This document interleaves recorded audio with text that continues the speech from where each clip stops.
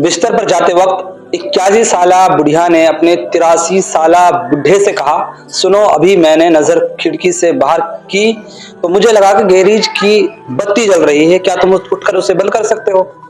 बड़े मियाँ बड़ी मुश्किल से उठे, बिस्तर से निकले, दरवाजा खोलकर बाहर निकले तो देखा कि 5-6 नकबजन गैरेज के दरवाजे से छेड़छाड़ कर रहे थे।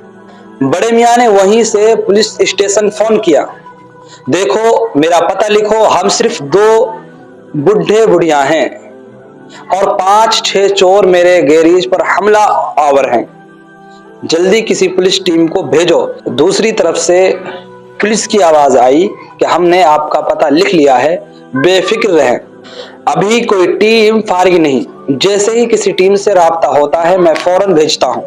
बड़े मियाँ खून के घूंट पीकर रह गए। नकबजन अभी तक गैरेज की तालों से उलझे हुए थे। 2 मिनट बाद उन्होंने फिर पुलिस स्टेशन फोन किया, सुनो, अब किसी को भेजने की जरूरत नहीं है, मैंने उन 5 को गोली मार दी। 5 मिनट के अंदर अंदर पूरी पुलिस टीम, 1 हेलीकॉप्टर, 3 डॉक्टर्स और 2 एम्बुलेंस के साथ गली में नमूदार हुए। जल्द ही उन मुजरिमों पर काबू पा लिया।